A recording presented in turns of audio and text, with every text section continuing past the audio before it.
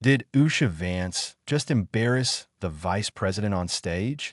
Public speeches can be defining moments for political figures, but what happens when an unexpected remark leaves an entire room buzzing? That's exactly what happened when Usha Vance, wife of Vice President J.D. Vance, took the stage at a major event in Washington.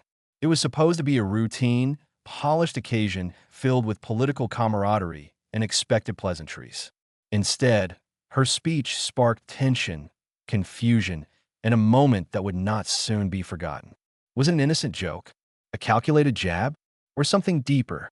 Let's break it all down.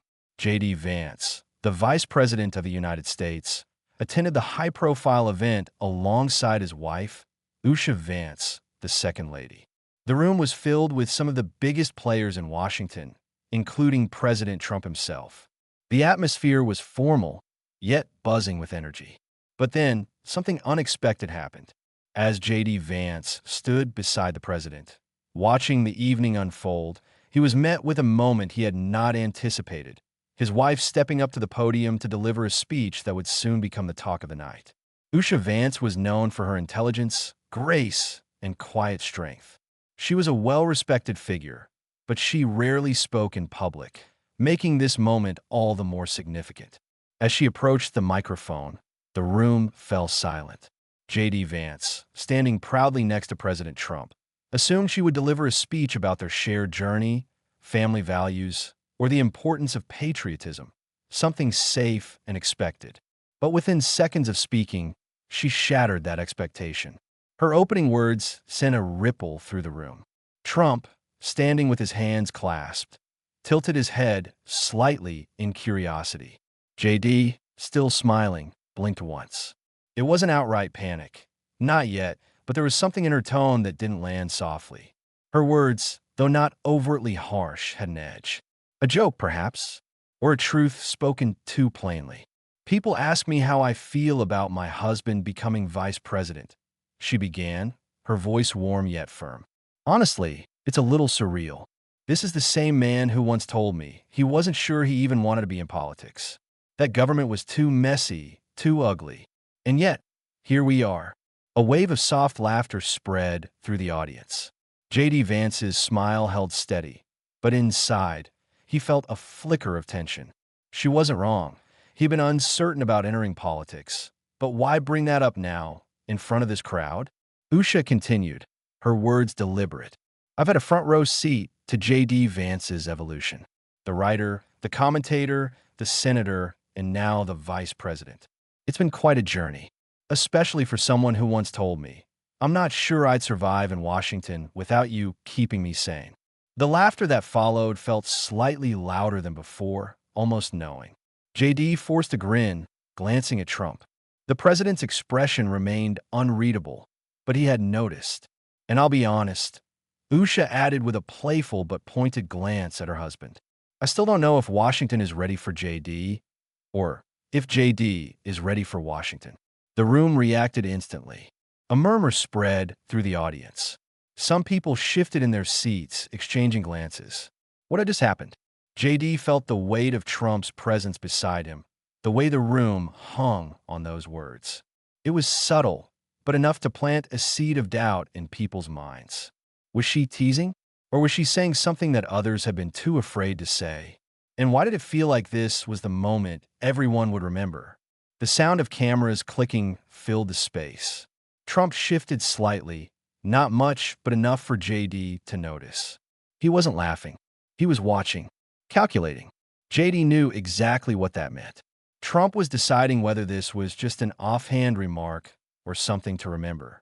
Usha, meanwhile, remained poised at the podium, unfazed. I say that with love, she added smoothly. J.D.'s a quick learner, though. I do wonder if he ever misses being a best-selling author instead of, well, you know. Louder laughter. J.D. chuckled, but his mind was already racing. He knew how Washington worked. This was supposed to be a controlled event, a positive image for the administration. Now, thanks to a few well-placed words, the media had a new narrative to run with. Would they frame it as lighthearted banter? Or would they spin it into something deeper? Doubt, tension, a question of readiness? Then, Trump finally broke his silence. He let out a small chuckle, just loud enough for the room to hear. "Well, he's got a good woman keeping him in line," he said, his voice carrying just enough weight. On the surface, it was a throwaway comment. But to JD, it felt like something more, a test, a reminder. Usha met Trump's gaze, still smiling. "I try," she replied. More laughter, more cameras flashing, more speculation. JD knew he had to recover from this moment fast because whether Usha meant to or not, she had just given Washington something it loved, a reason to talk. The applause that followed her speech was polite, but not as enthusiastic as it should have been. Not for the Second Lady, not for a newly elected administration. Trump glanced at JD with a small smirk, the kind that said, "I caught that." The kind JD had seen before. The kind that meant this moment wouldn't be forgotten. This wouldn't be a scandal. It wouldn't dominate the news cycle, but it would linger. These were the moments that stuck in the minds of Washington insiders, the quiet tests of a leader's strength. JD had been embarrassed, no doubt about it. As Usha walked back toward him, she looked calm, composed, either completely unaware or completely aware of what she had just done. JD gave her a brief, practiced smile. "Well," Trump murmured just loud enough for JD to hear, "that was interesting." JD chuckled lightly, pretending he didn't feel the weight of the remark. "She keeps me on my toes," he replied. Trump smirked, then turned back to the stage. The event carried on, but JD knew better. There were two kinds of political missteps, the ones that caused immediate firestorms and the ones that chipped away at your standing over time. This was the second kind, and those were the ones that really mattered. The night continued. Conversations flowed, but JD noticed the subtle changes. Some guests snuck glances his way. Reporters whispered, debating whether Usha's comments were worth covering. JD glanced at his wife. She was chatting casually, completely at ease. Had she meant to do this? Or was this just Usha being Usha? Sharp, confident, unfiltered? Trump finally leaned over once more, voice low. "That was a great speech." The night went on, but JD knew the discussion wasn't over. Usha was back to mingling, either unaware or completely aware of the weight of her words. JD kept shaking hands, exchanging pleasantries, but beneath it all, his mind was elsewhere. Trump had a long memory, especially when it came to moments of weakness. And whether Usha had meant it as a joke or not, that's exactly how this moment could be perceived. On the ride home, JD was already thinking about damage control. Would an interview help? A social media post? Or was it smarter to say nothing at all? As they stepped into the car, Usha finally looked at him. "You okay?" JD gave her a smile, the kind politicians give when they don't want to answer. "Of course.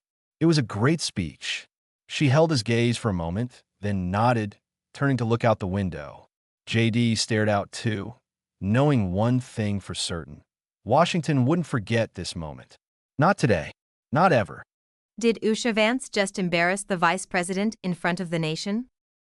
J.D. Vance, the vice president of the United States, and his wife, Usha Vance, the second lady, attended a prestigious event in Washington, D.C.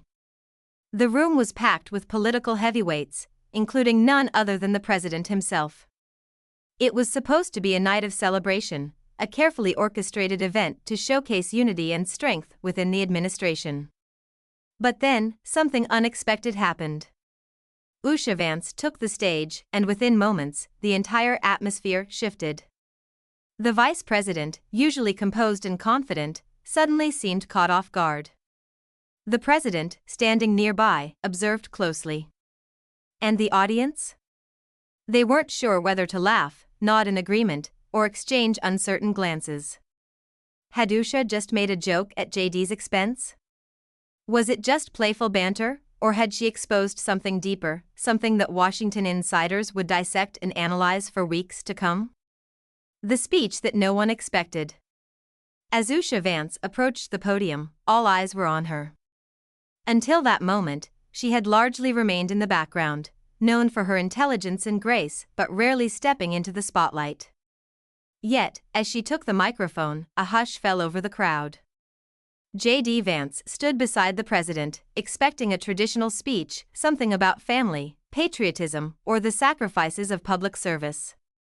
Instead, Usha's first words sent an unexpected ripple through the room.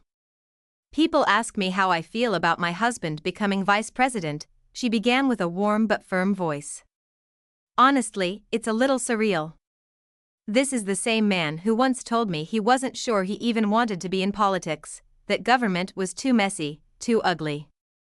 And yet, here we are." A few chuckles scattered through the audience, but JD's smile remained frozen in place. His mind was already racing. She wasn't wrong, he had once doubted whether he belonged in Washington. But why bring that up now, in front of an audience filled with political elites and media figures ready to pounce on any narrative? He stole a glance at Trump. The president's face remained unreadable, but his head tilted slightly, a subtle sign that he was paying very close attention. A playful jab or something more? Usha continued, her confidence unwavering. "I've had a front-row seat to J.D. Vance's evolution, the writer, the commentator, the senator, and now the vice president. It's been quite a journey, especially for someone who once told me, 'I'm not sure I'd survive in Washington without you keeping me sane.'" Laughter erupted, but J.D. felt the weight of her words. It was the kind of remark that Washington insiders would latch onto. Was she just teasing, or had she accidentally, or deliberately, planted seeds of doubt? He forced a grin, but his mind was working overtime. He glanced at Trump again. The president's lips curled into a knowing smirk, but he still said nothing. Then came the real kicker. "I'll be honest," Usha added, her eyes twinkling with mischief. "I still don't know if Washington is ready for JD, or if JD is ready for Washington." The room reacted instantly. Some laughed. Others whispered. A few exchanged glances, trying to decipher the deeper meaning behind her words. JD's stomach tightened. He could feel the shift, the moment when a light-hearted speech became something much bigger. This wasn't just a joke.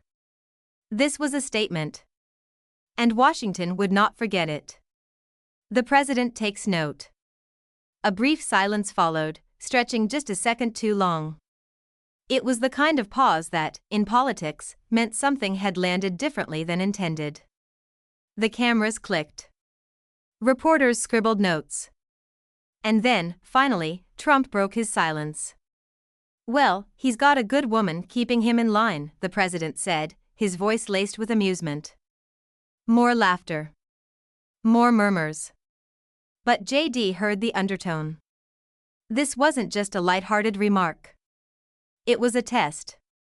A subtle reminder that, in politics, perception was everything. Usha, still smiling, met Trump's gaze head-on. "I try," she responded smoothly. The audience chuckled, but JD knew what had just happened.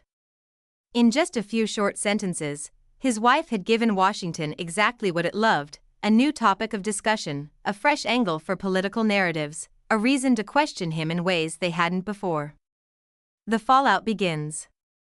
The applause that followed Usha's speech was polite, but not as enthusiastic as it should have been. Not for the Second Lady. Not for a new administration still working to solidify its image. Trump turned to JD, offering him a smirk, the kind JD had seen many times before in debates, in meetings, in negotiations. The kind that meant "I caught that." The kind that meant "I'll remember this." JD smiled back, practiced and controlled, but inside, he knew the damage had been done. This wouldn't make headlines, not in the way a major scandal would.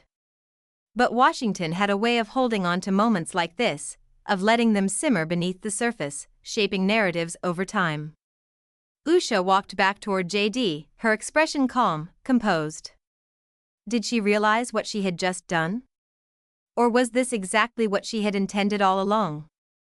JD gave her a brief smile, one that masked the calculations already running through his head. "Well, that was interesting," Trump murmured under his breath, just loud enough for JD to hear. JD chuckled lightly, pretending he didn't feel the weight of the remark. "She keeps me on my toes." Trump's smirk deepened. Then he turned back to the stage. "What happens next?" The event continued, but JD was no longer fully present. Conversations buzzed around him, but his mind remained fixated on what had just happened. Guests stole glances his way. Reporters whispered, debating whether Usha's comments were worth a headline. Political strategists were likely already analyzing whether this would have a lasting impact on his credibility. JD glanced at his wife. She was mingling effortlessly, at ease, as if she hadn't just sent ripples through one of the most carefully controlled political events of the year. Had she meant to do that? Or was this just Usha being Usha, sharp, confident, and unfiltered? Finally, Trump leaned over again, his voice low. That was a great speech. JD forced another smile. The night carried on, but he knew better. This conversation wasn't over. Not in Washington. Not ever. The ride home. On the ride home, the weight of the night settled in. JD stared out the window, already thinking about damage control. Should he ignore it? Address it in an interview? Post something on social media to downplay it? Or would that only draw more attention? Usha finally turned to him. You okay? JD gave her a smile, the kind politicians give when they don't want to answer a question. Of course. It was a great speech. She studied him for a moment, then nodded and turned to look out the window. JD followed her gaze, staring out at the Washington skyline. He knew one thing for certain, this moment wasn't going away. Washington had a long memory. And tonight, it had just been given something to remember.